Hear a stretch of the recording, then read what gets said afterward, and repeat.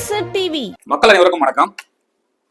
அதிமுக பாஜக கூட்டணி அமையும், அதில் எந்த மாற்றம் இல்லைன்னு சொல்லிட்டு நான் முதலில் ஒரு பதிவு போட்டேன், சதி வலையில் இபிஎஸ் என்று. அந்த பதிவை பார்த்துட்டு நிறைய பேர் என்கிட்ட வந்து, என்னங்க உங்க இஷ்டத்துக்கு பேசுறீங்க, நீங்க கமெண்ட்ஸ்லயும் சரி, நேரடியாகவும் சரி, அதுக்கப்புறம் பார்த்தீங்கன்னா தொலைபேசி மூலமாகவும் சரி, என்ன உங்க இஷ்டத்துக்கு பேசுறீங்க, அதெல்லாம் அமையாது, நீங்க உங்க இஷ்டத்தெல்லாம் பேசாதீங்க, பிஜேபியும் நாங்களும் எப்படி நாங்கள் ஒன்று சேர முடியும், அதெல்லாம் நடக்கவே நடக்காது அப்படின்னு பேசினாங்க. நான் தெளிவாகவே பதிவு போட்டேன். என்ன போட்டேன்? சதி வலையில் இபிஎஸ். என்ன காரணம்? செங்கோட்டையன் டெல்லிக்கு போறாரு, 3 முறை போறாரு, சந்திக்கிறாரு அமித்ஷா அவர்களை. உடனடியாக எல்லா செய்திகளையும் பார்த்தீங்கன்னா, எல்லா பத்திரிகைகளும் எல்லா ஊடகத்திலையும் பார்த்தீங்கன்னா, பொதுச் செயலாளர் ஆகிறார் செங்கோட்டையன் சொல்லிட்டு போட்டாங்க. அது மாதிரிலாம் ஒரு விஷயமே நடக்காது, அது எப்படி பொதுச் செயலாளர் செங்கோட்டையன் ஆக முடியும்னு சொல்லிட்டு ஒரு பதிவு போட்டேன். அதன் பிறகு வந்து எதற்காக இபிஎஸ் வளைக்கப்படுகிறார் அப்படின்னு பாத்தீங்கன்னா, அந்த ரெட்டை சின்னம். அந்த ரெட்டை சின்னன்ற ஒரே ஒரு காரணத்துக்காக தான் இபிஎஸ் வந்து இப்பொழுது பாஜகவோட கூட்டணி என்ற ஒரு சூழல் ஏற்பட்டுள்ளது. அதுதான் உண்மை. அதுதான் முதலே தெளிவா சொன்னேன். ஆனா யாரும் வந்து அதை வந்து கேட்கல. என்னமோ நீங்களாம் உங்க இஷ்டத்துக்கு பேசுறீங்க அப்படி இப்படிலாம் பேசினாங்க. இப்போ என்ன பேச போறாங்கன்னு தெரியல. சோ இந்த கூட்டணி உறுதியாகி விட்டது. அதிமுக, பாஜக, தேமுதிக, பாட்டாளி மக்கள் கட்சி, ஏற்கனவே TTV Dhinakaran, John Pandian, OPS, இது வந்து ஒரு மெகா கூட்டணியாக தமிழகத்தில் உருவெடுத்துள்ளது.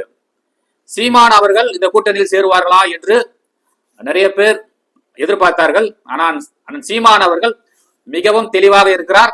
நான் கூட்டணியாக நிற்க மாட்டேன், வெற்றியோ தோல்வியோ நான் தனித்துதான் இருப்பேன்.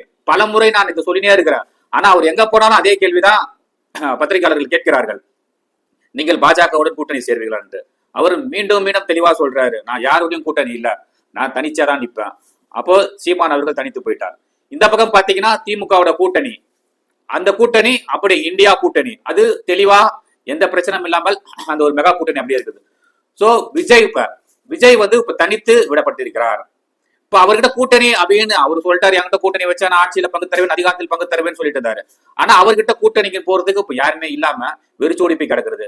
இப்ப விஜய் வந்து தனிச்சையாக தான் நின்றாகக்கூடிய சூழ்நிலை. அப்படியே விஜய் கிட்ட யாராவது போறாங்கன்னு பாத்தீங்கன்னா, இந்த சின்ன சின்ன லெட்டர் பேட் கட்சி இருக்கும் பாத்தீங்களா, அந்த லெட்டர் பேட் கட்சி தான் போக முடியும். இப்போ தேசிய கட்சிகளோ இல்ல மாநில கட்சிகளோ அங்க போறது இல்ல. அந்த லெட்டர் பேட் கட்சிகள் மட்டும்தான் வந்து விஜய் கிட்ட போக முடியும். அதனால யாருக்கு எந்த பிரயோஜனமும் இல்ல. சும்மா பேருக்கு விஜய் கூட அவர் தொடர்பு இருக்கலாம்னு சொல்லிட்டு சொல்லலாமே தவிர அதனால யாருக்கு பிரயோஜனம், எந்த பிரயோஜனமும் இல்ல.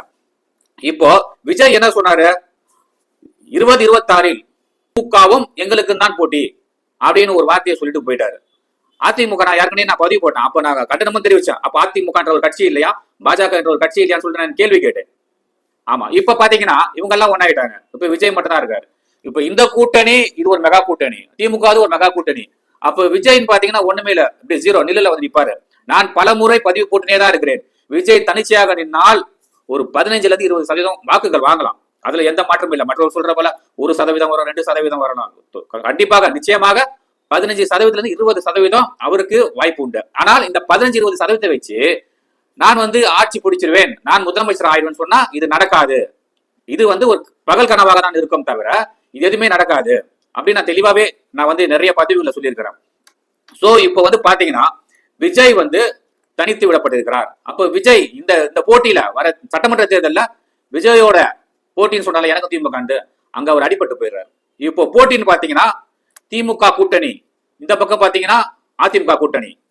இப்ப அதிமுக கூட்டணியில கூட நிச்சயமாக விஜய் சொன்னது போல ஆட்சியிலும் அதிகாரத்திலும் பங்கு கொடுக்கறதுக்கு வாய்ப்பு இருக்கு.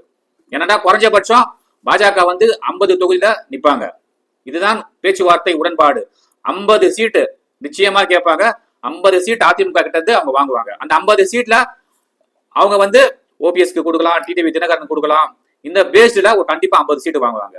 அதிமுக ஒரு 130 சீட்டை நிற்கும். மீதம் உள்ள கட்சிக்கு வந்து அவங்க ஷேர் பண்ணி கொடுத்துருவாங்க. அதே போல இந்த பக்கமும் திமுகவும் அதே நிலைமை தான். ஏன்னா திமுகவும் மெகா கூட்டணியில் இருக்கு. திமுகவும் இந்த அளவுக்கு தான் நிற்க முடியும். மீதி எல்லாம் பாத்தீங்கன்னா குறைஞ்சபட்சம் ஒரு 100 தொகுதி வந்து கூட்டணி கட்சிகளுக்கு கொடுத்து ஆக வேண்டிய கட்டாயத்தில் இருக்கிறாங்க.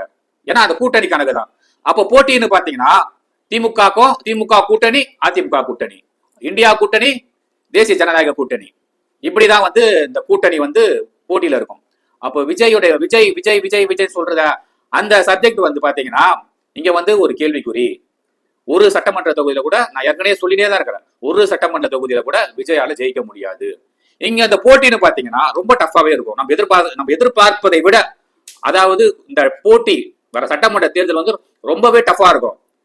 அதாவது நெக் டு நெக்னு சொல்லுவோம், அந்த அளவிற்கு போட்டி இருக்கும். திமுக கூட்டணி, அதிமுக கூட்டணி இப்படிதான் போய் கொண்டே இருக்கும். அப்போ சீமான் தனிப்பட்ட முறை நிற்கிறாரு. சீமான் எவ்வளவு வாக்கு வாங்குவாங்க? நிச்சயமா சீமானுக்கு இருக்கக்கூடிய அந்த வாக்கு சதவீதம் 8ன்றது 10 கூட ஆகலாம். சீமான்ன்றது 8ன்றது 10 கூட ஆகலாம். அவருடைய ஓட்டு சதவீதம் அப்படிதான் இருக்கும். விஜய் ஒரு 15-20% நிச்சயமா வருவாரு. ஸோ இந்த 30%, மீதமுள்ள 70% தான் போட்டி. இதுல யாரு எவ்வளவு எடுக்க போறாங்க அப்படின்றது நம்ம கொடுக்கிற தேர்தல் அறிக்கையில தான் இருக்கு. ஏன்னா கடந்த முறை திமுக கொடுத்த தேர்தல் அறிக்கையில் என்னென்ன நிறைவேற்றிருக்கிறார்கள், என்னென்ன நிறைவேற்றவில்லை, இதை மக்கள் நிச்சயமா கூர்ந்து கவனித்துக் கொண்டேதான் இருக்கிறார்கள். நான் வந்து என்னுடைய பத்திரிகையில கூட எழுதியிருந்தேன், இவங்க மாதம் மின்சாரம் கட்டணம் செலுத்தும் முறையை நாங்கள் ஆட்சிக்கு வந்தால் கொண்டு வருவோம் என்று திமுக வாக்குறுதி கொடுத்தது. ஆனால் அதை கொண்டு வரவே இல்லை.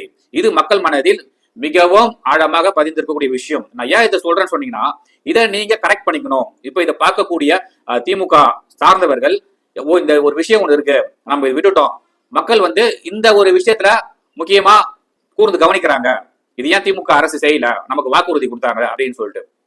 அதே போல நீட்டு தேர்வு, உண்மையிலே நீட்டு தேர்வை வந்து யாரும் ரத்து செய்யவே முடியாது. அது மத்திய அரசு நினைச்சாலும் மட்டும்தான் ரத்து செய்ய முடியும். சோ அந்த நீட்டு தேர்வுன்றத ரத்துன்றத அது கண்டிப்பா நடக்கவே நடக்காது. அதுதான் உண்மை, யதார்த்தமான உண்மை. நாம வந்து அரசியலுக்காக பேசலாமே தவிர, நிச்சயமாக அந்த நீட்டு தேர்வை வந்து மத்திய அரசு நினைச்சாலும் மட்டும்தான் அதை மாற்றி அமைக்க முடியுமே தவிர, மற்றபடி யாரும் எதுவுமே செய்ய முடியாது.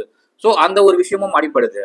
அது மட்டும் இல்லாமல் கடந்த முறை திமுகவுக்கு அதிமுககாரர்கள் நிறைய பேர் வாக்களித்தார்கள். காரணம் என்னன்னு பாத்தீங்கன்னா, அதாவது தேர்தல் அறிக்கையில் என்ன சொல்றாங்கன்னு பாத்தீங்கன்னா, ஆட்சிக்கு வந்தால் அம்மையார் ஜெயலலிதா அவருடைய மரணத்தை குறித்து விசாரணை நடத்துவோம். அந்த வாக்குறுதி அதிமுக காரர்களுக்கே ஒரு வியப்பாக இருந்தது.